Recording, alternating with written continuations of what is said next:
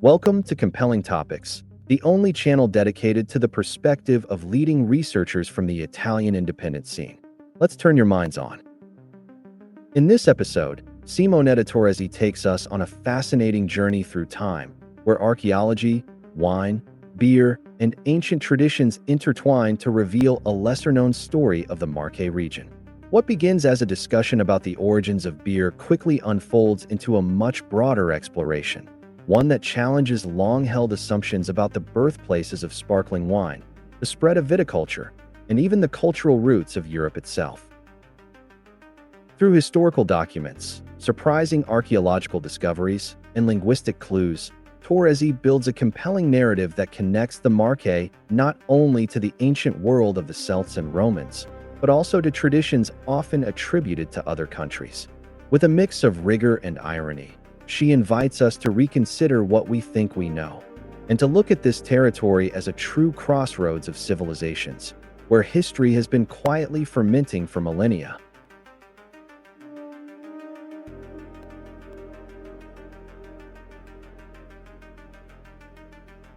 Simonetta Torresi recalls that the earliest references to beer in human history can be traced back to the Epic of Gilgamesh, one of the oldest written texts known to us.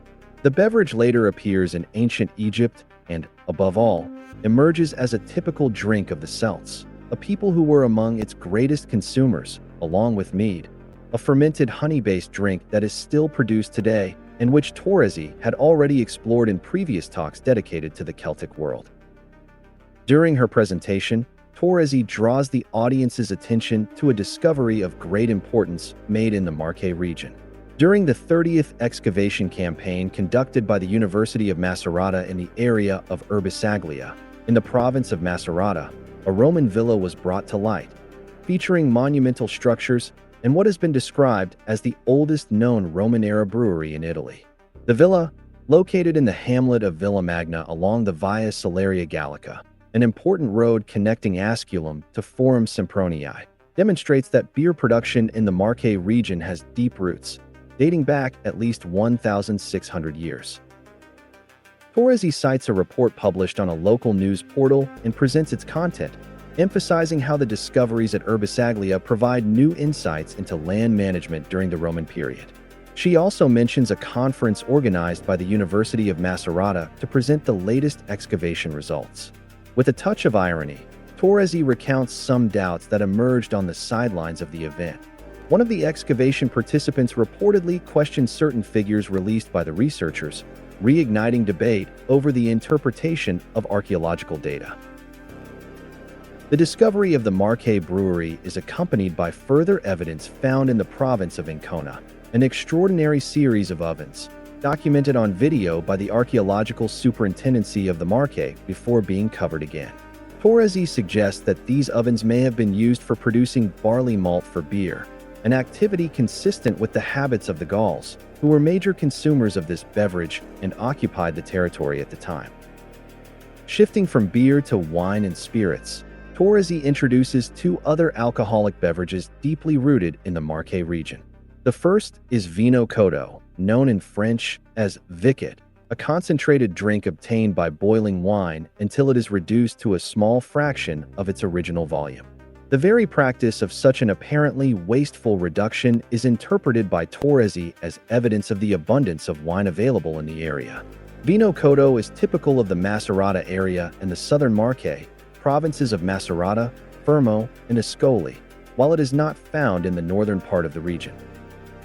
In the area around Macerata and in the northern Marche, one instead finds Ficillo wine, made from Vitiol, a particular variety of sour cherry. Torresi describes it as a true ancestor of Spanish sherry, noting that both are produced through the fermentation of cherries. This geographical and historical parallel suggests a cultural continuity that predates modern national identities. Another traditional beverage of the region is mistra, an anise-based liqueur produced in the Macerata area and also known as anisetta in the Ascoli region. Torresi draws a direct comparison with French pastis, a similar drink but of much later origin, 19th century. In the Marche region, however, the tradition of mistra was so deeply rooted that, even in Torresi's childhood, every rural family would produce a quantity for domestic use, alongside vino cotto. While acknowledging that anise-based drinks are widespread across the Mediterranean, from Turkish raki to Greek ouzo, Torresi emphasizes that in the Marche case, the tradition is extremely ancient, likely deriving from contacts with Greek culture and the broader Mediterranean world.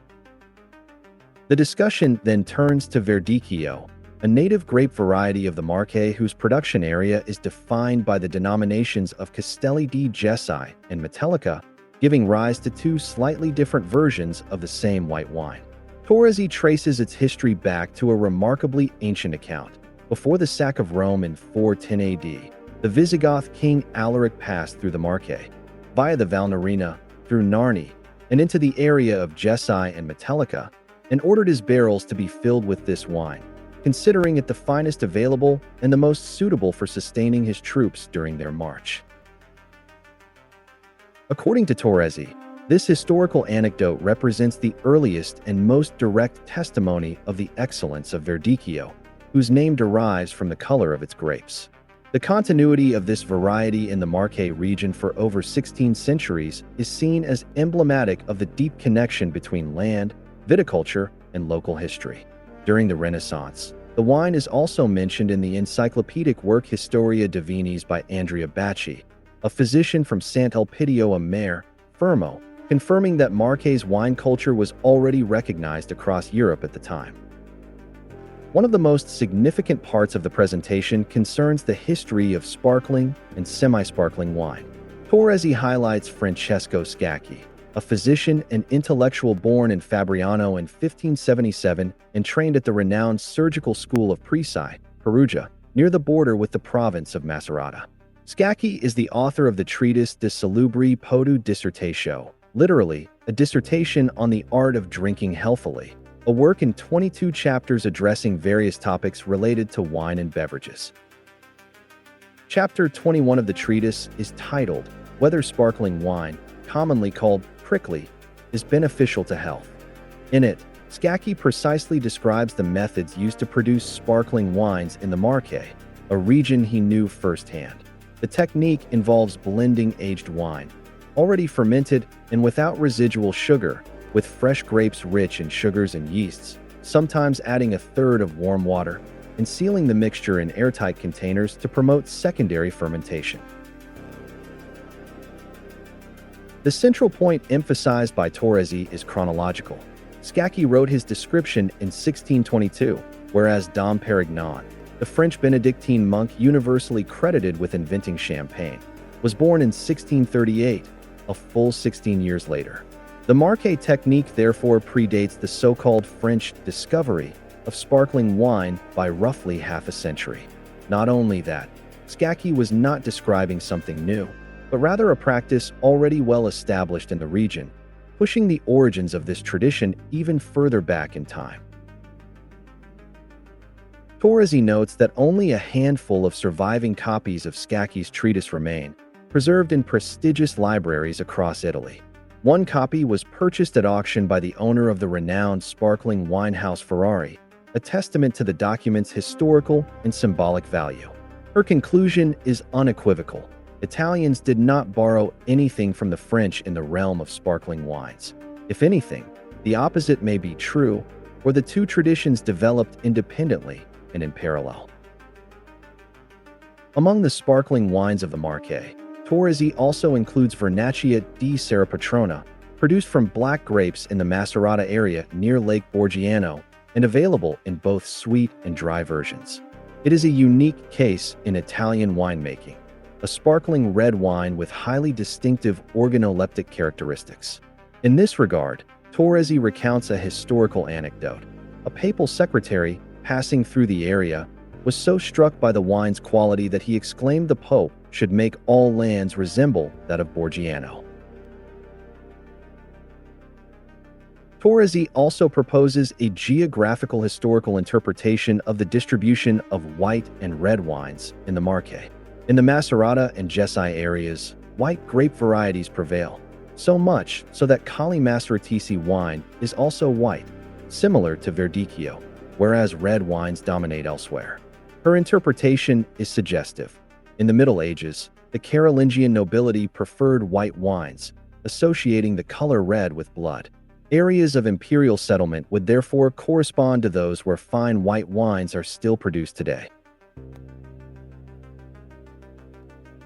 Red wines, by contrast, are concentrated in areas that Torresi identifies as an ancient Burgundy within Italy. Rosso Piceno, Rosso Canero, and Lacrima di Moro d'Alba embody this tradition. In the southern Marche, however, notable white wines such as Pecorino and Passerina are also found, produced in areas historically frequented by elites who favored white wines. For Torresi, this distribution is not accidental, but reflects precise historical layers that can still be read through contemporary viticulture.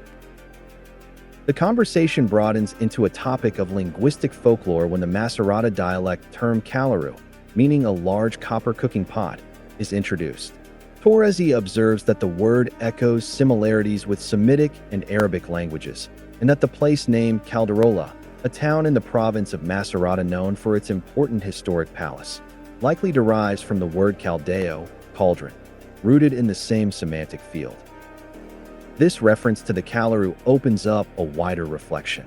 In Celtic cultures, the cauldron is not merely a cooking tool, but a symbol of transformation par excellence, the vessel in which magical potions are prepared, as in the Druidic traditions popularized by Asterix and Obelix.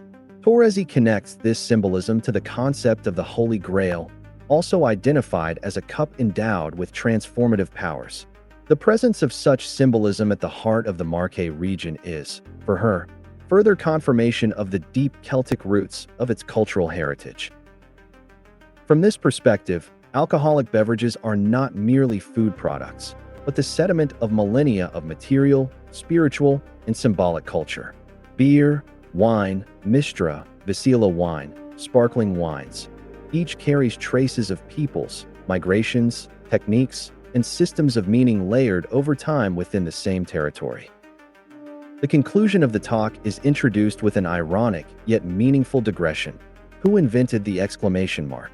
The answer, verified live, is Jacopo al Polio of Urbisaglia in 1360, the very same town where the University of Macerata has recently uncovered Italy's oldest known Roman brewery. Torresi invites the audience to use that exclamation mark to respond appropriately to such important discoveries, which are too often presented in an understated, almost apologetic manner. Christina, a guest in the discussion, highlights the extraordinary richness of Italy's wine heritage, a country which, due to its central position in the Mediterranean and the diversity of peoples, traditions, and plant varieties that have converged there over millennia, including after the Ice Ages, has developed an unparalleled viticultural biodiversity. She cites as an example the wine Pitacusa from the island of Ischia, produced on the slopes of Mount Epomeo from a grape variety likely of Greek origin, which retains unique organoleptic characteristics linked to its volcanic soil. Christina points out that the French, throughout history, have been particularly skilled at organizing developing, and enhancing knowledge often originating elsewhere, transforming it into globally recognized brands of excellence. Her suggestion is that Italy, and the Marche region in particular, should emulate this approach in terms of marketing and cultural communication. Torresi clarifies that the purpose of her presentation is not simply to celebrate local wines and beers, but to use them as tools for geographical and historical interpretation. The distribution of beverages, production techniques, dialect terms, place names, and family traditions become converging clues that help reconstruct the Celtic and Gallic presence in the Marche region, ancient trade routes, migratory flows, and long-term cultural stratifications. The central thesis running throughout her talk is that the Marche region was, long before France and Germany, a land of production and consumption of beer, sparkling wines, flavored spirits, and high-quality wines. Archaeological findings, historical documents such as Scacchi's treatise, and literary testimonies like that of Alaric all support this view. What France? What Germany? Becomes almost a refrain. Whenever the invention of a beverage is attributed to those countries, the history of the Marche offers an earlier and better documented precedent. The final message is one of pride, but also of responsibility. These discoveries must be embraced with enthusiasm, communicated effectively, and given their proper historical weight, rather than being presented timidly.